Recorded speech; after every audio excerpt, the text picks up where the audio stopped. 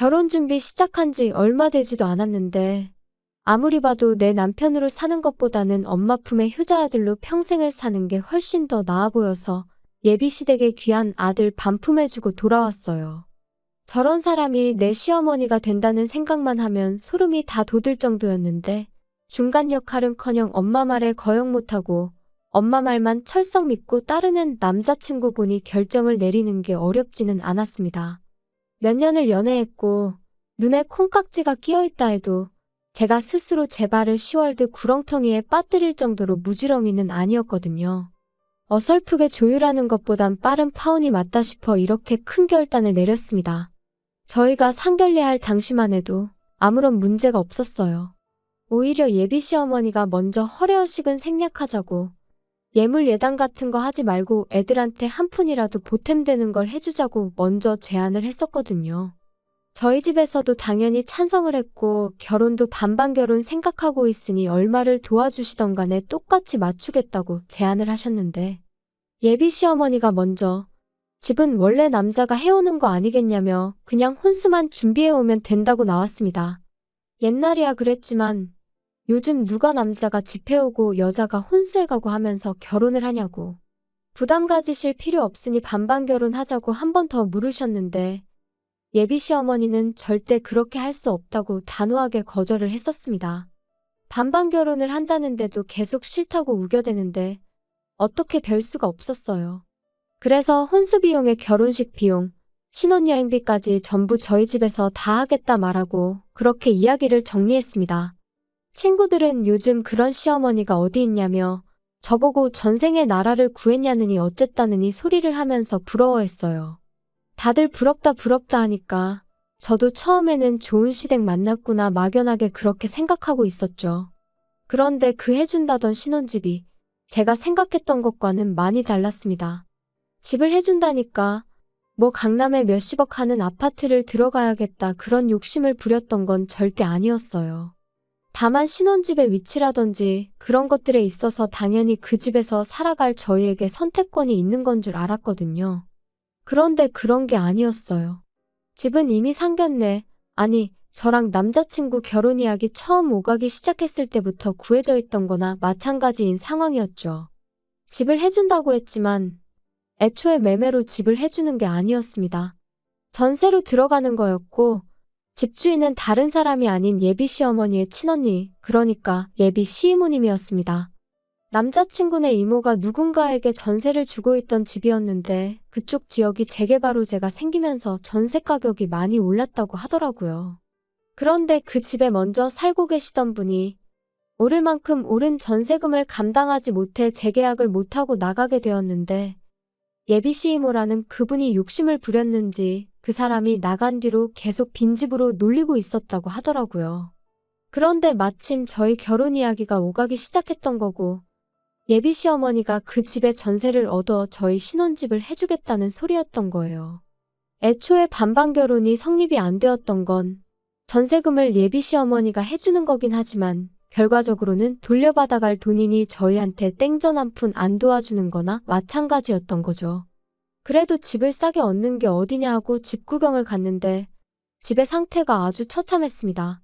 집이 좋아서 살기 좋은 동네라서 집값이 오른 게 아니고 그냥 동네가 싸그리 환골탈퇴한다는 재개발 호재 때문에 집값이 올랐던 그저 썩어빠진 오래된 아파트였었어요. 제 생각엔 재개발까지 본인들은 살기 싫고 당장 재개발은 소식만 있을 뿐 언제인지 감도 못 잡겠고 그런데 집을 빈집으로 놀리자니 아까운 와중에 때마침 저희가 결혼한다고 하니 그 집에 세를 얻어준 걸로밖에 받아들여지지가 않았습니다. 크기도 끼케야 14평 정도 돼 보이고 얼마나 오래된 아파트인지 엘리베이터도 없는 그런 아파트였어요. 단 한 가지 마음에 들었던 건 회사 출퇴근하는 버스가 집 앞으로 다닌다는 사실이었죠. 출근하는 것만큼은 편하겠더라고요. 그래도 당장 큰돈 아끼는 게 어디냐. 집에 들어가는 돈 신경 안 쓰고 살아도 되게 된 만큼 열심히 모아서 좋은 집으로 이사 나가자 그런 생각이었죠. 저희 부모님이 저희 신혼집이라고 사진 찍어 놓은 거 몇 개 보여드렸더니 완전 사기당한 기분이라고 하시더라고요. 반반하자는데 한사코 거절했던 게 저런 꿍꿍이가 있었던 거였냐고요. 그때만 해도 저는 저희 부모님을 설득했어요. 좋은 점만 보자고요. 집도 오래되고 평수도 작으니까 혼수도 대충 가성비 제품으로 채워놓고 이사 갈 때 새로 구하면 되는 거 아니겠냐고요. 어쨌든 덕분에 한동안 내야 할 대출이자 아꼈다고 치면 반반 결혼하는 거나 마찬가지 아니겠냐고 그렇게 부모님을 설득했어요. 그런데 하루는 남자친구가 저한테 종이 한 장을 건네주더라고요. 이게 뭐냐고 물었더니 남자친구도 자기도 자세히 안 봐서 잘 모르겠는데 엄마가 혼수 리스트라고 적어준 거라고 하더군요. 남자친구 보내고 나서 집에 돌아와 그때가 돼서야 적어준 혼수 리스트를 체크해봤습니다. 그런데 적혀있는 혼수 리스트가 아주 가관이더군요. 일단 브랜드가 전부 국내 굴지의 대기업 제품들밖에 없었어요. 모델명에 색깔까지 자세하게도 적어줬는데 인터넷 찾아봤더니 심지어 두 브랜드에서도 제일 비싼 최고급 라인의 제품들이더군요. 조금 어이가 없었어요. 집은 언제부터 관리를 안 했던 건지 벽지도 다 누렇게 떠있고 바닥 장판도 여기저기 찢어진 곳 투성이에 심지어 요즘은 보기도 힘들다는 그 전통 한지 모양 장판이었거든요. 보아하니 리모델링을 해줄 리는 만무했고 저희 돈으로 대충 도배랑 장판만 할 계획이었는데 아무리 도배 장판을 새로 한다고 해도 샤시도 오래된 알루미늄제 샤시인데 그런 집에 가정가구만 최고급 최신형을 써야 할 이유가 하나도 없잖아요. 가정가구가 최고급 최신형이라고 썩은 집이 좋은 집이 되는 건 아니니까요. 어차피 열심히 모아서 이사갈 계획이 있긴 했지만 그때 가서 좋은 가전 좋은 가구 맞춰서 놓고 싶지 미리 사둔다고 생각하는 건 방법 축에도 들지 못했죠. 그때 가면 또 그때 돼서 최신형 최고급 제품이 따로 있을 텐데 미리부터 사서 썩은 집에 가정가구 모셔두는 게 무슨 의미가 있었겠나요? 끝까지 읽어보니 별게 다 들어가 있더라고요. 하도 오래된 구축이라 방음은 잘 되게 하겠다만 14평 집에 75인치짜리 TV는 왜 필요하고 홈시어터랑 안마의자는 또 왜 필요한지 싶었습니다. 애초에 저희가 TV를 그렇게 챙겨보는 스타일도 아니고 안마의자도 있으면야 편하긴 하겠지만 솔직히 저희 나이에 안마의자가 벌써부터 필요한가 싶기도 하고 거실이라고 저희 둘바닥에 누우면 꽉 차는 느낌인데 거기에 그런 초대형 TV에 음향 시스템까지 갖춰놓고 안마의자까지 놓는 생각을 하니 들어는 갈란지 발 디딜 틈이라도 있을런지 감도 안 잡히더군요. 방이 2개이긴 했는데 워낙에 좁은 평수였다 보니 거실이 더 좁아지는 구조였거든요. 애초에 그 커다란 TV가 아파트 중앙현관을 지나서 저희 집에 들어가기나 할까 싶더라고요. 아무리 봐도 이해가 안 돼서 일단 남자친구한테 먼저 전화를 했죠. 어머님이 적어준 혼수 리스트 봤냐고 물었더니 엄마가 적어준 거고 자기는 안 봤다고 대답하더라고요. 그래서 제가 사진 찍어서 보내줄 테니 한번 봐보라고 했습니다. 그런데 남자친구는 우리 엄마가 적어서 보내준 건데 어련히 알아서 잘하지 않았겠냐며 피곤하다고 그냥 전화를 끊어버리더라고요. 지네 엄마가 결혼하는 것도 아니고 지가 결혼하는 건데 어떻게 저렇게 무관심할 수가 있나 싶었고 어이가 없었죠. 하지만 차라리 이게 낫겠다 싶었어요. 괜히 중간에 남자친구 껴서 예비 시어머니랑 의견 조율하는 것보다 제가 직접 전화해서 이야기하는 게 훨씬 좋겠다 싶었으니 말이죠. 그때가 이미 저녁 늦은 시간이었어서 생각난 김에 바로 전화하고 싶었지만 매너가 아닌 것 같아 다음 날까지 기다렸다 회사 점심시간 활용해서 예비 시어머니한테 전화를 걸었습니다. 그런데 전화는 안 받고 톡으로 왜 전화했냐는 답장이 오더라고요. 예비 시어머니가 전화 받기 조금 난감한 상황인가 싶어서 그냥 저도 기다릴 것 없이 톡으로 물어봤어요. 혼수 리스트 적어준 거 보니 이해가 안 되는 점이 많아서 연락드린다고요. 일단 그런 최신형 대형 가정가구를 넣기엔 집이 많이 좁은 편인 것 같다고요. 그런데 예비 시어머니는 요즘 혼수해오면 다들 기본적으로 그 정도는 해온다던데 그런 것도 모르냐며 오히려 역으로 저한테 물어보더라고요. 저는 그저 혼수는 집에 맞게 무리하지 않는 편에서 제가 알아서 정하고 싶다고 그래서 물어본 거라고 대답했는데 예비 시어머니는 얼마짜리 집을 해주는데 그까짓 혼수 얼마나 된다고 그것도 못 해오겠다고 이러느냐고 말하더군요. 제가 못 해가겠다고 하는 소리가 아니라 집에 안 어울려서 그러는 거라고 다시 설명을 했지만 남들 다 해가는 만큼만 적은 거니 앓는 소리 하지 말고 하나도 빠짐없이 다 하라고 하더라고요. 그 이후에는 톡을 보내도 읽고 무시하는 식이었어요. 곰곰이 생각해봐도 이건 아니다 싶더라고요. 솔직히 막말로 집도 말이 해준다는 거지. 남의 집 빌려다가 당분간 저희들 살게 해주는 거잖아요. 저희 사는 중에 만에 하나 재개발이 시작되면 뭐 분양권을 저희한테 넘겨줄 것도 아니고. 그렇다고 저희 앞으로 그 돈을 주기로 한 것도 아닌데 사실상 돈거래는 예비 시어머니와 한가족인 예비 시이모님 두 분 사이에만 오간 거지. 제가 땡전 한 푼 받은 게 없는 거나 마찬가지였잖아요. 그런데 예비 시어머니 욕심에 집에 어울리지도 않는 혼수를 해오는 것도 말이 안 된다 싶어서 그냥 저도 제 뜻대로 밀어붙이기로 했습니다. 혹시나 또 집 해주는데 어쩌고 하면서 뭐라고 하면 제가 생각한 거 그대로 한마디 되갚아주려고요. 시어머니가 적어놓은 혼수 목록이 대충 계산만 해봐도 5천만 원이 훌쩍 넘었거든요. 제가 인터넷 뒤져가며 이것저것 찾아서 가성비 제품들로 구성해봤더니 그 코딱지만한 집 채우는데 500만 원이면 충분하겠더라고요.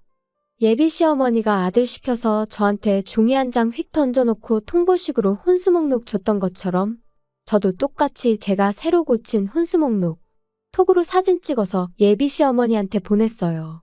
톡으로 또 이게 뭐냐고 물어오길래 불편하게 톡으로 하지 말고 전화로 하자고 말했죠. 뭔가 싶었는지 이번에는 전화를 바로 받더라고요. 예비 시어머니는 전화 받자마자 내가 적어준 거에서 뺄 게 뭐가 있다고 그걸 네 맘대로 고치냐며 짜증 섞인 목소리로 말을 꺼냈습니다. 제가 보니 빼고 고치고 할 게 한두 가지가 아니라서 다 고쳤다고 이유도 다 설명드리겠다고 말씀드렸죠. 짜증난 시어머니 말투 뒤로 하고 제 할 말을 시작했어요. 방이 2개라고 에어컨 방마다 설치할 수 없으니 하나 빼는 거다. 건조기가 있으면 저희가 편하겠지만 안타깝게도 베란다가 너무 작게 나와서 설치조차 불가능하다더라. 그리고 저희들 맞벌이 하는 데다가 집에서 많이 먹어봐야 저녁 한 끼 먹는 게 고작인데 설거지할 게 얼마나 나온다고 식기세척기를 놓냐. 그래서 그것도 빼버렸다. 같은 이유로 양문형 냉장고도 필요 없다고. 냉장고에 들어간다고 음식이 안 상하는 것도 아니지 않느냐? 괜히 큰 냉장고 때문에 안 그래도 좁아 터진 집 더 좁아 보이고 전기세만 더 많이 나온다고. 그냥 적당한 크기의 냉장고로 바꾸겠다 했죠. 이런 식으로 하나하나 조목조목 이유를 대가며 바꾸는 이유랑 아예 목록에서 제외해버린 이유를 설명하니 예비 시어머니가 아주 잘났다고 벌써부터 돈을 이렇게 아끼는 걸 보니 조만간 부자 되겠다며 빈정거리는 말투로 말을 하더라고요. 하지만 그게 끝이 아니었죠. 아직 대망의 TV랑 홈시어터, 안마의자랑 고급 소파까지 거실에 들어갈 가전가구들은 시작도 안 꺼냈거든요. 솔직히 이 부분이 제일 거액이었다 보니 꼭 짚고 넘어갈 생각이었어요. 예비 시어머니한테 단도직입적으로 거실에는 테이블 하나랑 좌식의자 2개 정도 놓고 아무것도 놓을 생각 없다고 했습니다. 좁아 터진 집 넓어 보이려면 아무것도 없는 게 최고인 거 모르시냐고. 그리고 집에서 TV 볼 일도 거의 없는데 무슨 TV냐. 그냥 거실에서는 차나 가끔 마시고 휴식하고 싶을 때 쉬는 공간으로 쓸 계획이니 그런 고급 가전제품들은 하나도 필요 없다고 딱 잘라서 말했죠. 예비 시어머니는 TV도 없이 세상 돌아가는 소식은 어떻게 알고 살 거냐고 집에 TV를 안 놓을 생각을 하냐며 뭐라고 하길래 요즘 그런 건 TV 없어도 다 폰으로 보고 컴퓨터로도 볼 수 있는 거 모르시냐 했죠. TV 틀어봐야 재방송밖에 안 해주는 것 같은데 잘 보지도 않는 거 매달 요금 내고 그런 거 신경 쓸 바에 아예 TV 없이 지내보겠다고 말했습니다. 그랬더니 예비 시어머니가 그럼 안마의자랑 TV 그런 것들은 당신 집에 놓을 테니 생략하지 말고 당신 집에 가져다 놓으라고 하더군요. 그래서 제가 지금 무슨 소리를 하시는 거냐 했습니다. 혼수 이야기 하고 있는데 왜 신혼집 가전가구를 어머님 댁에 놓으라고 하냐고 되물었죠. 그랬더니 예비 시모가 생각해보라며 그래도 내가 집까지 해주는데 뭐라도 하나는 받아야 면이 좀 서지 않겠냐고 하는 거예요. 아니, 상견례할 적엔 예물 예당 같은 허례허식은 생략하자고 하신 분이 이번엔 대놓고 시댁에 최신형 가전가구를 놓아달라고 요구하고 있으니 어이가 없었죠. 심지어 그것들만 해도 거의 2천만 원이 넘는 고가의 제품들이었거든요. 예비 시어머니는 계속해서 허례허식이 아니라 집 해주는데 혼수 고작 그거 해오면 수지타산이 안 맞지 않느냐며 계속해서 바꿔달라고 요구를 해오더군요. 아무리 생각해도 이건 아니다 싶었고 더 말해봐야 말도 통하지 않겠다 싶어서 그럼 한번 생각해본다 말하고 다시 연락드리겠다 한 뒤 전화 끊어버렸습니다. 그렇게 전화 끊고 나니 정말 말 그대로 현타가 오더라고요. 막상 저랑 결혼한다는 남자친구는 엄마가 혼수로 얼마나 말도 안 되는 걸 요구하고 있는지에 대해서는 관심도 없지 싶었고 시어머니 될 사람은 제가 악착같이 돈 안 쓰려고 기싸움하는 것 같으니 뭐라도 뜯어내려고 하는 심보인 것 같았고요. 그러다 보니 아무리 생각해도 이건 좀 아니다 싶어서 그날은 퇴근하고 자취방이 아니라 부모님 집으로 돌아갔어요. 그리고 부모님한테 이 상황을 말씀드렸죠. 14평짜리 집에 꽉꽉 채워 집어넣을 최신형 대형가전부터 가구들까지 목록 적어놓은 것도 보여드렸어요. 어머니도 기가 찼는지 어이없다는 표정을 지으시더라고요. 당장 남자친구한테 전화해서 그냥 결혼은 양가 도움을 받지 말던가 반반 똑같이 지원받아서 하는 걸로 하자고 말하라시더라고요. 그래서 남자친구한테 바로 전화를 했어요. 지금 상황을 충분히 이해가 되도록 설명을 해줬는데 남자친구는 그런 건 생각도 안 하고 바로 짜증부터 내더라고요. 애초에 그럴 거면 해온다고 하질 말았어야지 않는 거 아니냐고요. 그러면서 또 한다는 소리가 엄마랑 이야기해보고 연락 줄 테니까 그렇게 알라고 하는 겁니다. 예비 시어머니만의 문제였다면 저희 부모님이 어떻게든 조율해보려고 도와주셨을 텐데 가만 보니 이건 비단 예비 시모 혼자만의 문제가 아니라 그 아들인 남자친구한테도 문제가 있다는 걸 알게 되었습니다. 저희 부모님도 그 상황을 두 눈으로 목격하시니 엄청 열받아 하셨어요. 어머니가 저한테 예비사돈한테 남자친구가 전화 걸어서 통화 못하기 전에 곧바로 전화 좀 걸어보라고 하더라고요. 남자친구가 예비시어머니한테 전화 거는 걸 미뤘던 건지 예비시어머니가 바로 전화를 받았어요. 바로 전화 받으실 분이 아닌데 생각해보니 제가 시댁가전 바꿔주는 걸 생각해보겠다고 말하고 전화를 끊었었다는 게 생각이 딱 나더라고요. 예비시어머니가 전화를 받는 걸 확인하자마자 저희 어머니께서 핸드폰 바로 뺏어다가 한마디 하셨어요. 이런 식으로 나올 거면 그냥 반반 결혼시키자고요. 예비 시어머니는 어떤 상황인지 곧바로 눈치를 챘던 건지 거기서 오히려 큰 소리를 치더군요. 아니, 그럼 애초부터 해온다는 소리를 하지 말았어야 했던 거 아니냐? 그리고 한쪽에서 집해오면 반대쪽에서는 원하는 대로 혼수해오는 게 당연한 거 아니냐고 하는 겁니다. 그 말 듣자마자 저희 어머니가 다시 전화에다 대고 한 소리 하셨어요. 내가 단칸방 들어가서 월세 사는 한이 있더라도 지금 사는 집 저희 신혼집으로 쓰게 내주겠다고요. 집은 내가 해올 테니 예비사돈이 혼수를 해오는 걸로 하셔라 했습니다.